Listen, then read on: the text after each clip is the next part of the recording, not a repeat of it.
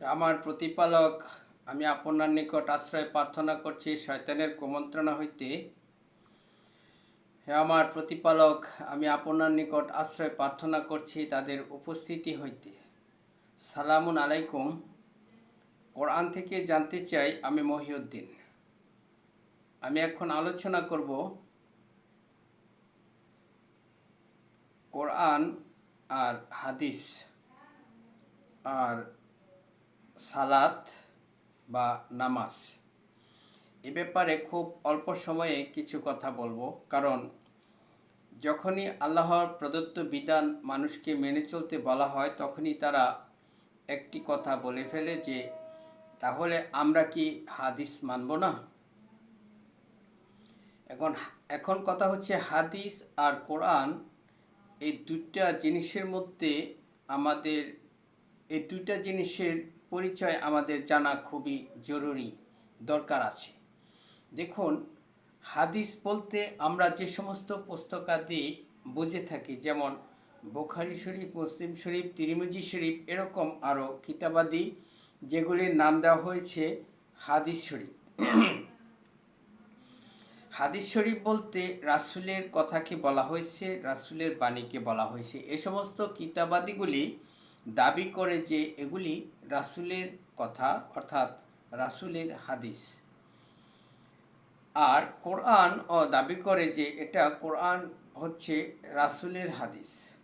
সূরা হাক্কার 40 নম্বর আয়াত, সেখানে আল্লাহ রাব্বুল আলামিন এই আয়াতটি নাজিল করেছেন রাসূলের মাধ্যমে যে এটি সম্মানিত রাসূলের বাণী, অর্থাৎ রাসূলের হাদিস। তো যদি দুইটা বিষয়ে যদি হাদিস হয়ে থাকে, তাহলে এই হাদিসগুলির মধ্যে আসলে কতটা মিল আছে আর কতটা অমিল আছে এর কয়েকটা বিষয় মাত্র আমি আপনাদের সামনে উপস্থাপন করব। যেমন, আমরা যে সালাম বিনিময় করি তার মধ্যে দেখা গেছে যে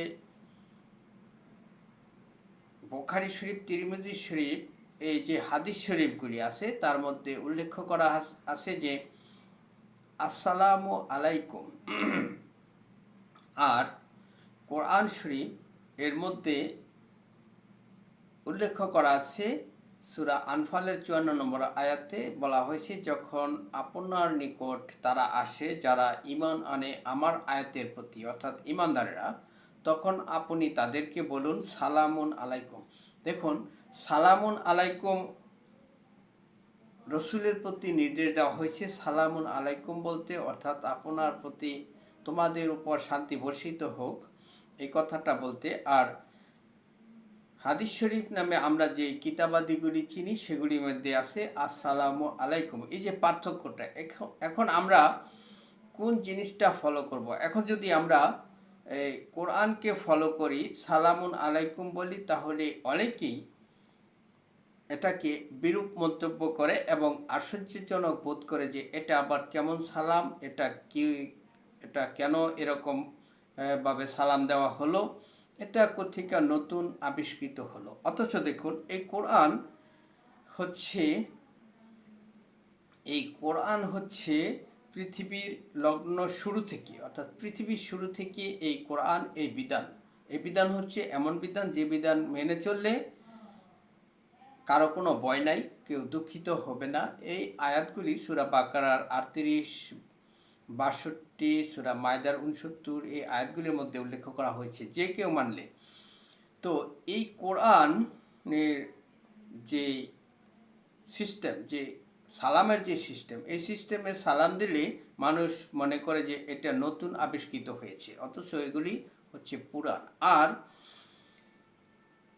হাদিস শরীফ নামক যে কিতাবগুলি আছে সেগুলির মধ্যে যে আসসালামু আলাইকুম আছে সেটা বললে আর কোনো সমস্যা থাকে না, সেগুলি আমাদের মধ্যে একেবারে প্রচলিত এবং কেউ কোনো দ্বিমত পোষণ করে না এবং সকলেই এটা জানে যে এটাই সালাম। তাহলে এখন প্রশ্নটা হচ্ছে যে আমরা কোন সালামটা গ্রহণ করব। দেখুন,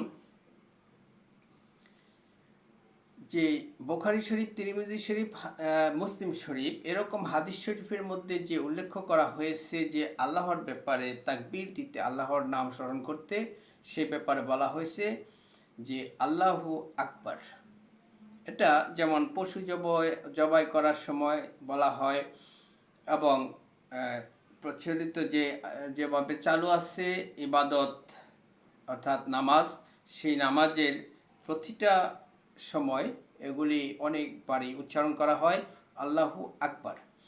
তাহলে আর এই যে আল্লাহু আকবার এই শব্দটা কোরআন কিন্তু কোথাও বলে নাই। কোরআনে এই যে আল্লাহু আকবার শব্দটা কোরআনের কোথাও উল্লেখ নাই। আমি আগেই কিন্তু বলে নিয়েছি যে বুখারী শরীফ, মুসলিম শরীফ, তিরমিজি শরীফ রাসূলের হাদিস, আর মুসলিম আর কোরআন শরীফ এটাও রাসূলের হাদিস, সূরা হাক্কার 40 নম্বর আয়াত অনুসারে।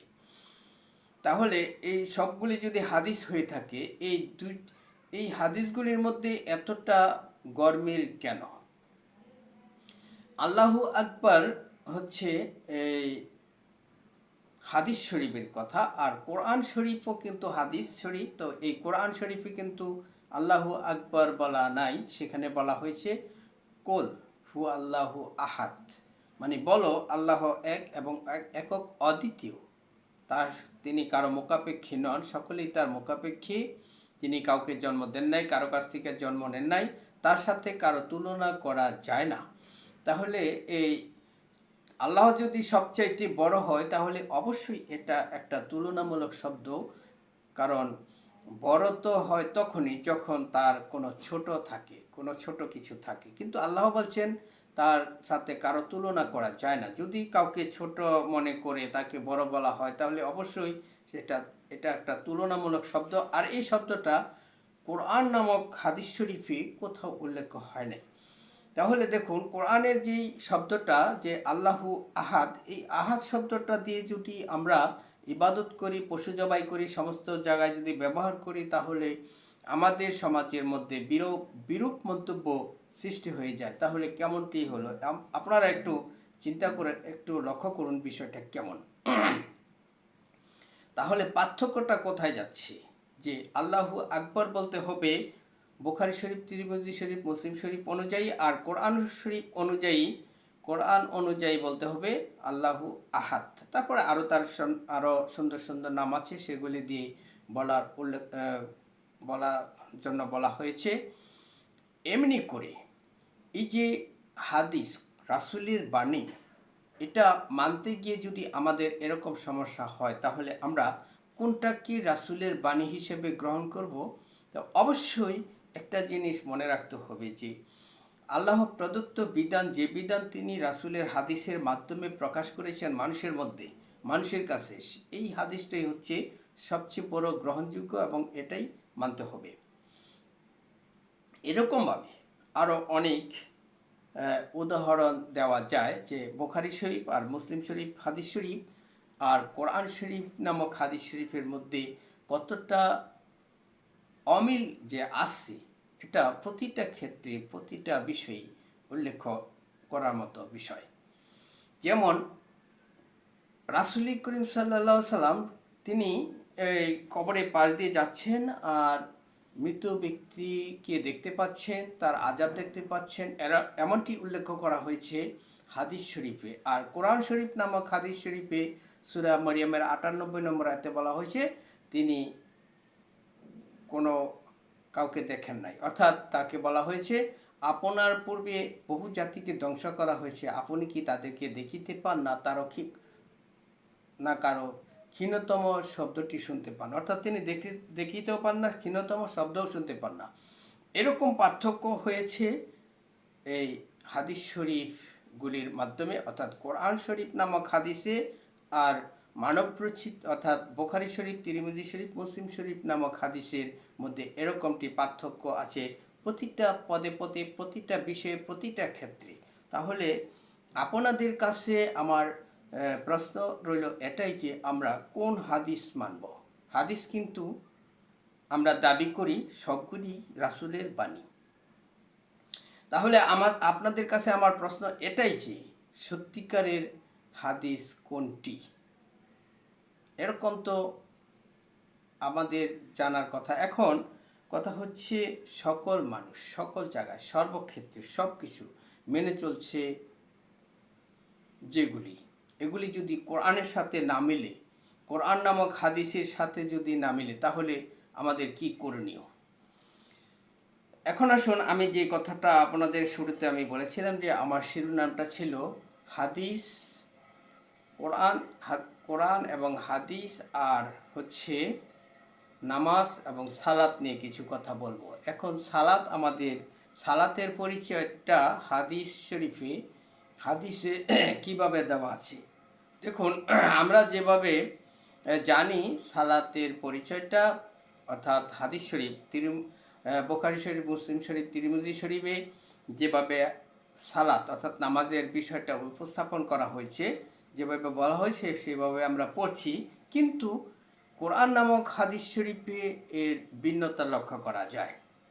আমি আপনাদেরকে কিছু আয়াত আপনাদের সামনে তুলে ধরবো, তারপরে যেহেতু আমি বলেছি যে আলোচনা বেশি দীর্ঘায়িত করব না, অল্প সময় শেষ করব, আমি চেষ্টা করব আর 5 মিনিটের মধ্যে শেষ করে দিতে। দেখুন, সূরা মুজাম্মিলের মধ্যে যে কথাটা বলা হয়েছে রাসূলকে উদ্দেশ্য করে, যে হে কম্বল আবৃত রসুল, আপনি উঠুন, সালাতে দণ্ডায়মান থাকুন, রাতের সামান্য পরিমাণ বাদ দিয়ে। তারপর 4 নম্বর আয়াতে বলা হয়েছে, আপনি কোরআন তেলাওয়াত করুন ধীরে ধীরে, বুঝে বুঝে, খুব ধীরে সুস্থিরে কোরআন তেলাওয়াত করুন। আর 7 নম্বর আয়াতে বলা হয়েছে যে আপনি দিনের বেলায় তো থাকে আপনার বহু কাজ। আর 20 নম্বর আয়াতে বলা হয়েছে, আমি আপনাকে দেখি এবং আপনার সাথে যারা আছে তাদেরকেও দেখি, যখন তারা সালাতে দণ্ডায়মান থাকে, রাতের 2/3, রাতের অর্ধেকাংশ, রাতের 1/3, আমি তাদের প্রতি সন্তুষ্ট হয়েছি। অতএব তারা যেন তাদের কাছে যতটুকু সহজ মনে হয় কোরআন তেলাওয়াত করে। আমি এও জানি যে তাদের মধ্য থেকে কিছু লোক জীবন জীবিকার জন্য পৃথিবীতে ভ্রমণ করবে, কিছু লোক অসুস্থ থাকবে, কিছু লোক জেহাদে রত থাকবে, তারাও যেন তাদের কাছে যতটুকু সহজ মনে হয় কোরআন তেলাওয়াত করে। এখানে এই মুজাম্মেলের মধ্যে যে আয়াতগুলি, অর্থাৎ 2 নম্বর, 4 নম্বর, 7 নম্বর, 20 নম্বর, এই আয়াতগুলির মধ্যে থেকে যা বোঝা যায় যে সালাতে দণ্ডায়মান থেকে কোরআন তেলাওয়াতের কথা বলা হয়েছে। আর সূরা বাকারার 45-46 নম্বর আয়াতে বলা হয়েছে তুমি সালাতের মাধ্যমে সাহায্য প্রার্থনা করতে। দেখুন, এরপরে আপনারা জানেন যে এই সালাতের মাধ্যমে আল্লাহর স্মরণ হচ্ছে সর্বোত্তম ইবাদত। সালাতের মাধ্যমে নিশ্চয়ই সালাত মানুষদেরকে পাপাচার মন্দ কাজ থেকে বিরত রাখে। তো দেখুন, তাহলে এই সালাদটা কি? আসলে এই যে সালাতে বলা হয়েছে কোরআন তেলাওয়াত করতে, এই সালাতের মাধ্যমে সাহায্য প্রার্থনা করতে, এই সালাতের মাধ্যমে আল্লাহকে স্মরণ রাখতে, এই সালাতেই মানুষকে পাপ কাজ মন্দ কাজ থেকে মানুষকে বিরত রাখে। তাহলে এখন প্রশ্নটা হচ্ছে যে এই সালাদটা আসলে কি? এই কোরআন নামক হাদিস শরীফ দিয়া আমরা যদি এরকমই বুঝি, তাহলে সালাদটা কি? এই সালাদ তো পরিষ্কারই বোঝা যায় যে এই সালাদটা হচ্ছে এই কোরআন। এই কোরআন যারা পড়বে তারা সালাদ পড়ছে। এই কোরআন যারা কায়েম করছে, কোরআনের বিধান দিয়ে যারা বিধান দিচ্ছে, তা এই কোরআন দিয়ে যারা জীবন যাপন করছে, তারা সালাত কায়েম করছে। এই কোরআনই হচ্ছে সালাত, এই কোরআনই হচ্ছে নামাজ। এই কোরআন, কোরআন নামক এই নামাজ পড়ার জন্য যে আমাদের যে প্রস্তুতির বিষয়, সেগুলির জন্য কিছু শর্ত আল্লাহ রাব্বুল আলামিন দিয়ে দিয়েছেন। যেমন সূরা মায়েদার 6 নম্বর আয়াতে বলা হয়েছে পরিষ্কার পরিচ্ছন্ন হওয়ার জন্য হাত, মুখ, মাথা, পা এগুলি ধৌত করা, মাছিও করা, পরিষ্কার পরিচ্ছন্ন হওয়ার জন্য গোসল করা, এইভাবে। আর সুন্দর পোশাক পরিধান করা, সূরা আরাফের 31 নম্বর আয়াত। আরও আয়াত আছে। তারপর বলা হয়েছে তোমরা সালাতের অর্থাৎ কোরআনের কাছেও যাবে না, সালাতের কাছেও যাবে না যদি তোমরা না বুঝো এই সালাত কি পড়ছ, অর্থাৎ এই সালাত যে পড়ছ, অর্থাৎ এই কোরআন যে পড়ছ, তোমরা যদি না বুঝো তাহলে এর কাছেও যেও না, অপবিত্র অবস্থায়ও নয়। তাহলে অপবিত্রতা কাকে বলে? অপবিত্রতা হচ্ছে যারা এর প্রতি বিশ্বাস রাখে না। এভাবে হচ্ছে কোরআন নামক হাদিসের সালাতের বিশ্লেষণ আরও ব্যাপক, আরও এরকমভাবেই বলা হয়েছে, এর ব্যতিক্রম কোনো বিষয় কোরআনে উল্লেখ করা হয় নাই। আর প্রচলিত হাদিসে অর্থাৎ বুখারী শরীফ, মুসলিম শরীফ, তিরমিজি শরীফ এরকম হাদিস শরীফের মধ্যে সালাতের যে বিষয়টা বলা হয়েছে, তন্মধ্যে বলা হয়েছে আল্লাহু আকবর শব্দ, তার মধ্যে বলা হয়েছে ইমাম নিয়োজিত করে তাকে বেতন দেওয়া যাবে। আর কোরআন শরীফ নামক হাদিস শরীফে কিন্তু বেতনভুক্ত কোনো ইবাদত গ্রহণযোগ্য নয়, নিষেধ করা হয়েছে। তাহলে দেখুন কোরআন শরীফ নামক হাদিসের বিষয়টা আর বুখারী শরীফ নামক হাদিসের বিষয়টা কতটুকু ভিন্ন এবং অমিল, এগুলির সাথে কোনো মিল পাওয়া যাচ্ছে না। তাহলে আমরা কোন হাদিসকে আমরা প্রাধান্য দিব, এটা আপনাদের বিবেকের কাছে একটা প্রশ্ন, একটা মস্ত বড় প্রশ্ন। কারণ এটা এমন একটা বিষয় যে আমরা কোরআন নামক হাদিস শরীফ মানতে গেলে মানুষ দ্বিধা বিভক্ত হয়ে যায় এবং মানুষের মধ্যে একটা আশ্চর্যজনক একটা চিন্তা বোধ কাজ করে। কারণ এটি মানুষ মনে হয় যেন তারা নতুন শুনছে, তারা মনে হয় যেন এটা নতুন আবিষ্কৃত হয়েছে, তাদের কাছে মনে হয় যেন এটা একেবারেই নতুন আবিষ্কার করা হয়েছে। এর জন্য তারা বিতর্ক করে ফেলে। তো একটা বিরাট প্রশ্ন, সেটি হচ্ছে যে আমরা কোন হাদিসটাকে প্রাধান্য দেওয়া উচিত আমাদের, কোন হাদিসটাকে আসলে সত্যিকারের হাদিস কোনটি? রাসূলের বাণী, রাসূলের কথা, এগুলি তো রাসূলকে তো আমাদেরকে মানতেই হবে। কারণ রাসূল ছাড়া কিন্তু আমরা এই দিন, এই ইসলাম, এই মুসলিম, এই বিধান, এই কোরআন, এক সৃষ্টিকর্তা, পরকাল, জান্নাত, জাহান্নাম, কিয়ামত দিবস কিছুই আমাদের কাছে ছিল না। সমস্ত কিছুই ছিল আমাদের কাছে গায়েব, অপ্রকাশমান, রসুল ছাড়া। রসুলের মাধ্যমে আমরা এই সমস্ত কিছুই সন্ধান পেয়েছি। অর্থাৎ রাসূলকে আমাদেরকে মানতেই হবে। যে রাসূলকে মানা মানেই হচ্ছে হাদিস মানা, আর হাদিস হচ্ছে রাসূলের বাণী। আর এই কোরআন বলছে সূরা হাক্কার 40 নম্বর আয়াতে এটি সম্মানিত রাসূলের বাণী। আর বুখারী শরীফ, তিরমিজি শরীফ, মুসলিম শরীফ তারাও বলছে এই কথাগুলি রাসূলের কথা। এখন আপনাদের কাছে প্রশ্ন এটাই যে সত্যিকারের রাসূলের কথা কোনগুলি হতে পারে? আর কোরআন নামক হাদিস অর্থাৎ কোরআনের কথাগুলি কি রাসূলের কথা, নাকি বুখারী শরীফ, মুসলিম শরীফ, তিরমিজি শরীফের কথাগুলি রাসূলের কথা? এই প্রশ্ন আপনাদের কাছে রেখে আমি আমার আলোচনা এখানে শেষ করছি। সালামুন আলাইকুম।